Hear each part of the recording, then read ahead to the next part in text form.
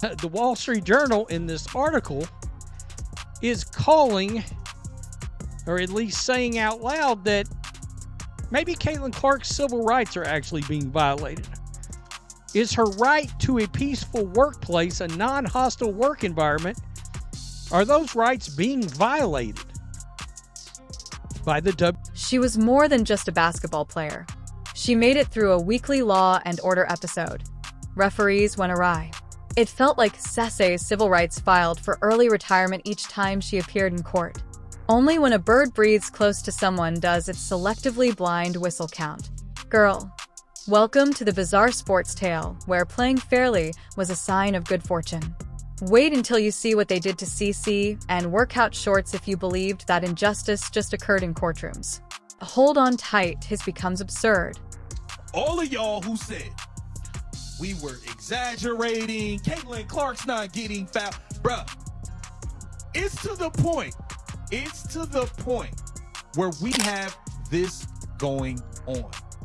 We're talking, now there's articles about her civil rights being like thrown out. It is crazy.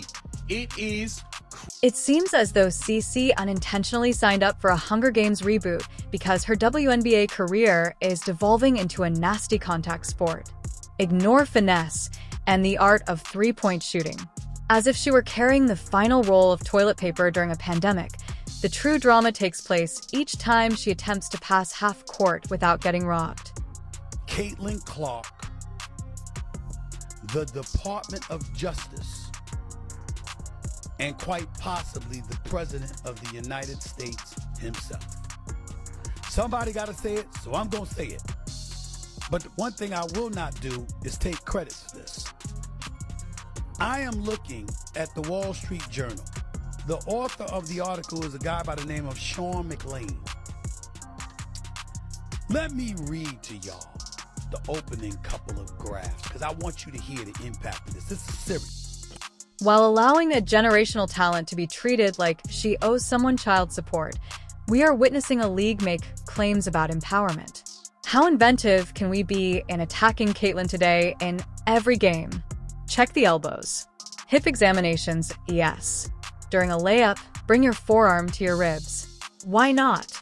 Her jersey ought to be swapped out for one that says, "Kick me, it seems like I have talent." A lot of y'all not honest with yourself. I've been telling y'all, it's all documented from this season, and I've pulled up clips from last season. We obviously see the targeting. We obviously see the jealousy. We obviously see the hatred. We see it all. Whether you're gonna be honest or not, we see it. Y'all can't come with this excuse of, oh, it's just physical. Bro, Caitlin had like majority of the flagrant fouls last season. Most of them. The league is not ignoring the problem, so don't worry. They're simply researching it, oh no. Likely putting together a highly competent committee of individuals who have never attended a basketball game and who are led by someone who believes that the WNBA represents. We're not bothering anyone. It appears that their present disciplinary strategy is based on blindfolded darts hurled at a wall covered in arbitrary penalties and sensations. WNBA, y'all are in trouble. I told y'all didn't want to protect my precious CC. Now y'all getting hit with a civil lawsuit for targeting. You hear me? And then this stuff is documented. That don't even make no sense from players just speaking freely, thinking that they won't have no consequences. That means somebody had them on the payroll. You know what I'm saying? She done had 4 injuries within like a month and a half. You may now wonder why Caitlin consistently receives such harsh foul calls. Excellent query. Since she is good. Too good. The sort of good that makes defensive plays seem like Real Housewives Elbow Edition episodes. The other teams wouldn't practice as hard as you would imagine they would. Officiating violence is quicker and seems to be more enjoyable. And when I say officiate, I mean to utterly ignore you while you're filing your nails and drinking Gatorade. Oh man, oh man, oh man. So, I don't really talk about politics, but once politics enter my world, my rule is, I say this, we gotta talk about it. So politics are coming to our world, my world, sports, and now in Caitlin Clark's world, which is so unfortunate. I feel sorry for Caitlin Clark because she's a pawn of this whole thing, and I think Caitlin Clark needs to speak up. I'm tired of her being silent. In the meantime, it appears that the referees are taking part in some kind of witness protection initiative mid-aim. You'd think they were compensated for each missed call. The authorities are too preoccupied to see the Jumbotron playback of CeCe's own failure, so he gets cross-lined. WI Coyote is taking notes on how many times this girl has been ambushed with no repercussions at this rate, so perhaps someone should investigate whether the referees are harboring resentment from her college days. And don't you find it adorable that some individuals have an acute allergy to pointing out the obvious? Or perhaps we could say that the 6 feet 9 inches center was constructed like a Marvel villain, tearing through every screen as though she's making room in a mosh pit? But no, let's continue acting like you're just a newbie. Street cred instantly. Double C is flattened by you. Boom. Highlight reel. Do you want to be a Twitter trend?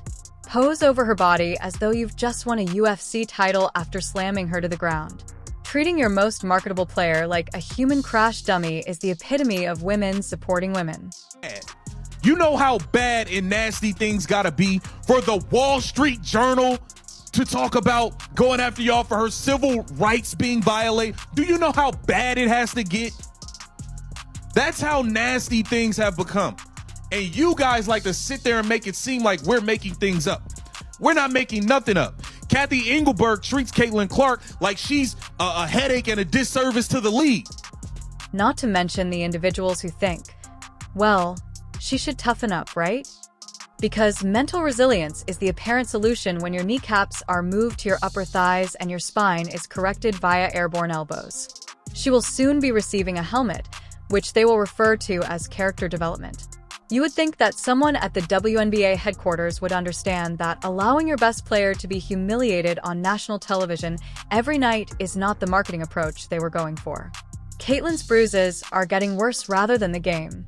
The single video that has gone viral shows her being battered as if she had accidentally strayed onto an NFL field. Due to the fact that when enforcement is absent, chaos rather than firmness takes its place. Now, we may already be dealing with hearings, press conferences, and 5 different kinds of retroactive sanctions if this had happened to anyone else. And let's face it, if it hadn't been Caitlin Clark. However, because it's her, we get a shrug, a meme, and a number of Twitter-wielding 40-year-old former players criticizing her for being overly enthusiastic.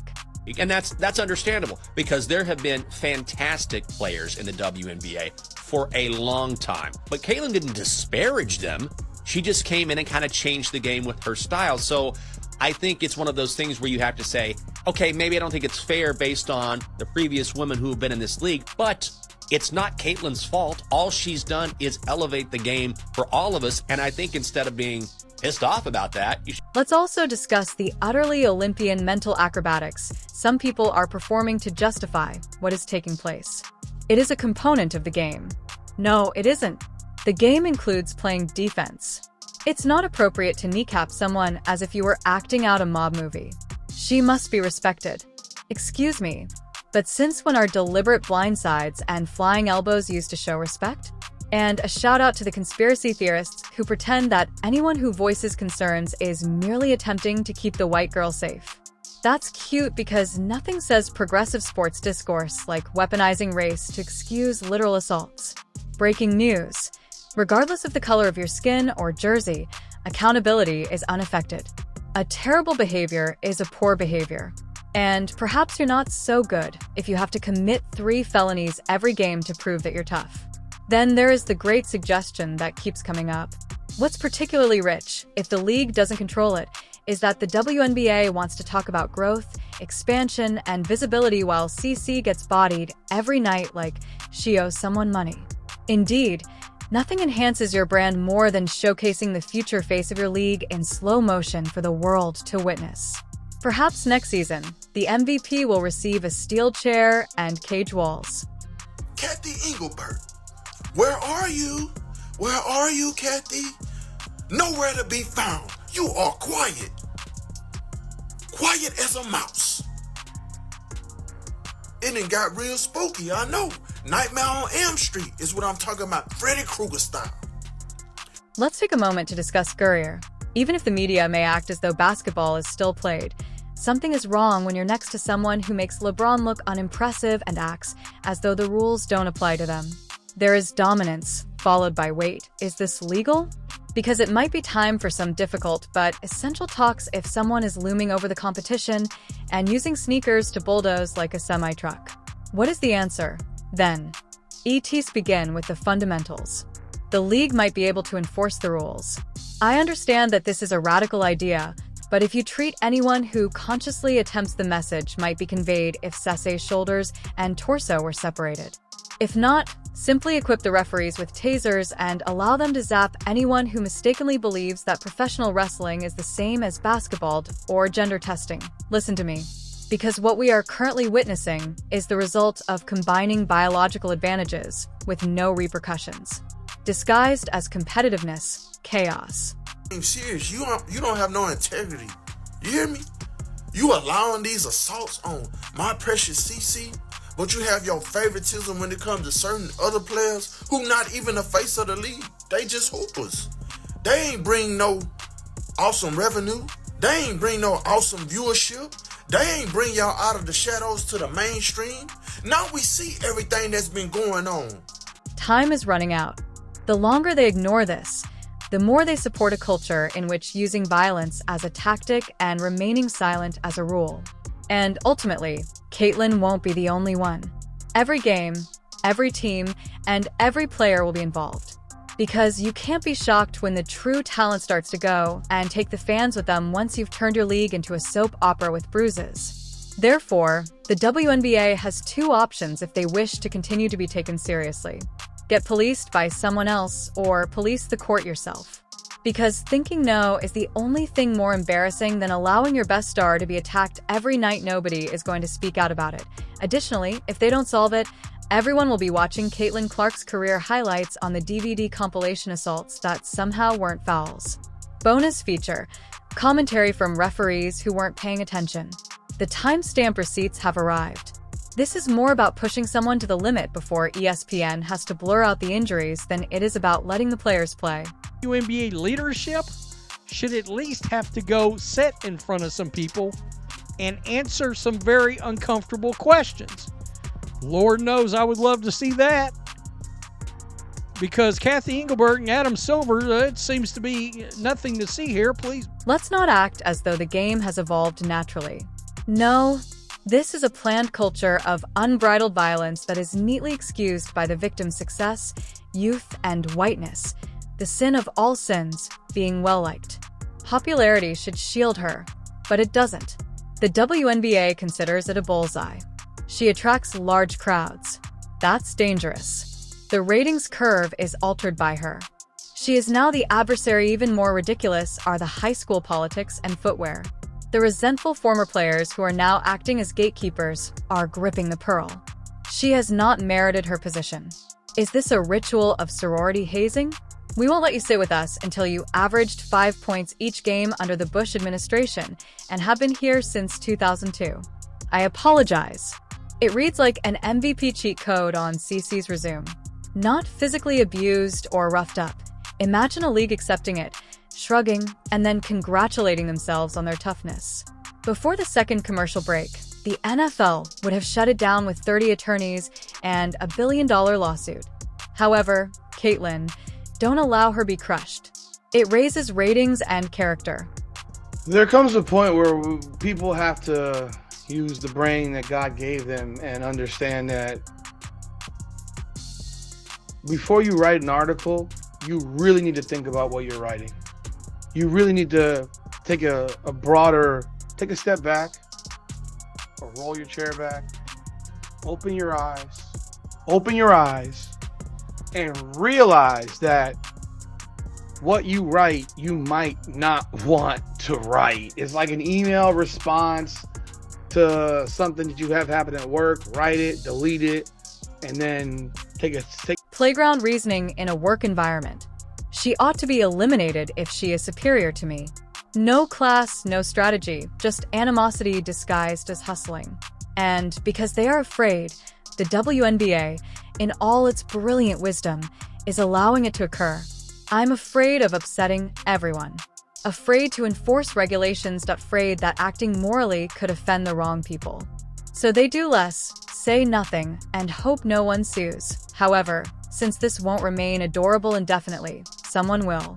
Because of the second CC's injuries, which endanger his profession, the family's attorneys are probably already in possession of a folder-marked exhibit A. Even casual fans are now wondering, isn't this illegal? That your league does not want this question to be popular with a legal invoice attached. That is a PR nightmare. This is where things get twisted. As time passes, it becomes increasingly clear that the league is counting on her to remain silent. I wish you luck in refilling the toothpaste tube, because this is what's going to happen. She will one day enter a courtroom with a collection of clips, a well-known lawyer, and a well-crafted statement regarding systematic failure, carelessness, and worker safety. She will use her position to spread awareness as much as to win. The WNBA will look around and see that their attempt to destroy their greatest asset made them their own worst enemy. Be like this Gandhi figure, try to be like MLK, passive aggressiveness, but peaceful. I get it. But I think it's time for Caitlin Clark to speak up for herself. She needs to speak up for herself because she's allowing these people like senators talk about her civil rights are being violated, which is... The change is already apparent. Former athletes, experts, and commentators are beginning to recoil. This is merely a result of the game crowd being quieter. Documentaries are becoming more and more like highlight reels. The cheering from the audience has stopped. They're flinching. He firm will suffer as a result. That is bad for everyone. And the dominoes will fall if the WNBA doesn't take things seriously. Sponsors will withdraw. Daughters will no longer be encouraged to watch by their parents. The league will make future stars question whether it's worth it. Because who wants to gain notoriety only to be publicly attacked without any support? The dream begins to resemble a trap more and more. Now what? The WNBA must make a choice. They can mature and impose actual rules, safeguard all of their players, and create a league that is entertaining to watch. Alternatively, they might continue to act as though Caitlin Clark is a liability rather than an asset and observe as the very crowd she attracted leaves. Additionally, there is still time if they decide on the latter. However, Caitlin Clark's patience is likely limited, and that time is ticking. The public is watching, the cameras are rolling, and her bruises are piling up. This is no longer solely a league problem. In high tops, it's a civil rights concern.